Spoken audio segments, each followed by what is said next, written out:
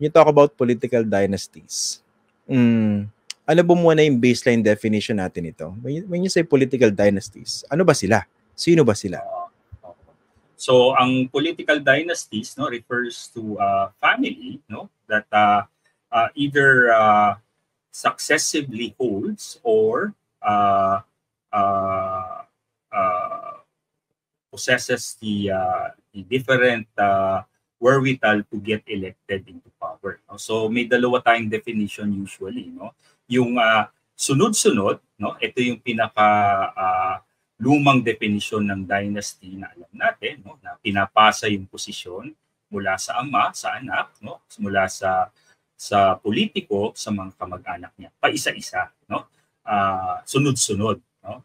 Yan yung lumang version ng dynasty. Ang dynasty na nakikita natin ngayon, yung tinatawag na fat dynasty, no. Ito yung dynasty na sabay-sabay, halos lahat ng pwedeng takbuhan sa isang probinsya, sa isang munisipyo, sa isang lungsod, no, tatakbuhan, no, hanggang national, no. So ito yung tinatawag na fat dynasty. At karamihan sa mga dinastiya na nakikita natin ngayon ay yung tinatawag na fat. And ang nakakagulat dito kasi, no,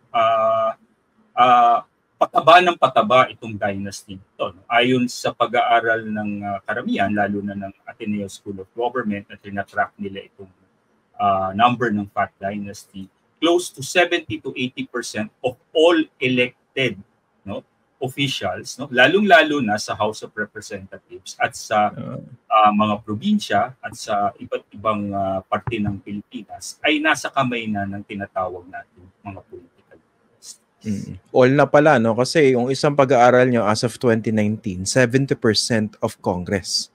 So right, yung latest pala, lahat na ng elective positions. Halos lahat na, no. Ang latest count, no, as of 2022, no, kumbaga pumapalo na rin ng almost 80%, no. So you know, pag ganito nga, anong mangyayari sa atin, no? Sinasabi kasi ng karamihan paulit-ulit ng mga miyembro ng so-called political dynasties ay wala naman dinastiya dahil demokrasya tayo, no.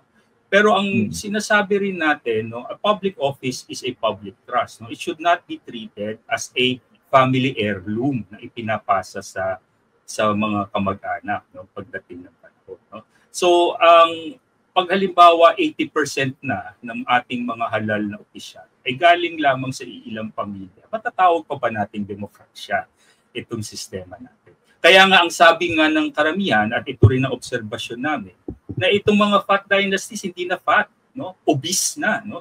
Kumbaga hindi nito maayos, no, sobrang taba na, at mukhang delikado na ito sa kalusugan ng ating demokrasya. At itong nangyari nga nitong mga nakaraang araw ay talagang it's a big eye-opener, and damang-dama natin sa social media ang mga reaksyon ng ating mga kababayan at talagang kagulat, hindi na kagulat-gulat actually, no. Parang nano-normalize na itong pag-file ng certificate of candidacy ng mga pamilya. Nabanggit mo si Ate V, no? Marami ang nagulat na bit-bit ng star for all seasons sa kanyang mga anak sa pag-file ng candidacy, no? Marami din ang nadismay dahil parang nagtatayo na talaga ng fat dynasty itong si Ate V, no? At isa pa naman siya sa mga so-called celebrity politicians na, you know, fairly, no, naging mahusay sa kanyang paglilingkod nitong mga nakaraang taon, no. Una bilang mayor ng Lipa, no, at naging representante rin ng Kamara. Ngayon, susubok siyang gobernador. Wala namang problema doon, no. Pero in terms of accountability, halimbawa, no, vice governor niya si Lucky. Wala tayong problema kay Lucky. Nakakatawa yung vlog niya, sa totoo lang. At mukhang mabait yan, ha?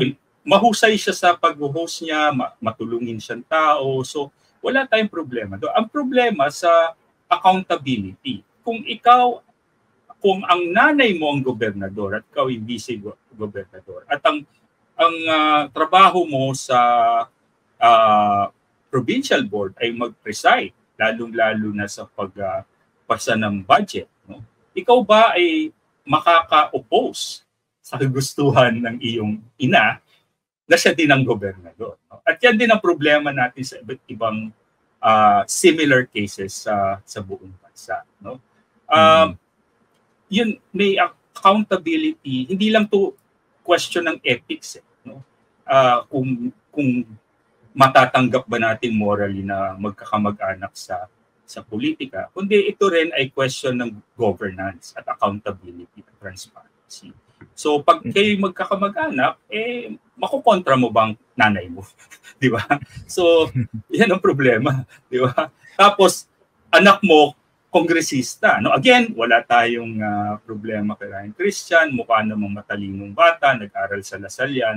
So pero yun nga, no, ang question natin dito, yung institusyon.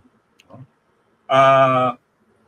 Yun, karamihan nga ng mga kandidato na yun ay galing sa mga dynasties. No? Ito ay indikasyon ng dalawang bagay, Christian. Una, ay ang tuluyang pagtanggap ng mga nakakarami sa ating mamamayan na parang na-normalize na. Parang it's a fact of life. No? Mamaya i-share ko sa iyo yung mga latest survey results ng mga ating established survey firms. No? Pangalawa, indikasyon din to ng tuluyang paghina ng ating institusyon pampolitikal, katulad ng mga political parties. No? At matagal ko na rin sinasabi na clans and not parties have been the building blocks of Philippine politics. No? So, yun, dati payat, sunod-sunod lang yung dynasty, ang uso, tapos naging fat, mataba, sabay-sabay, ngayon nga, ubis na, no? Dambuhala ang mga pamilya. At hindi to healthy sa ating demokrasya.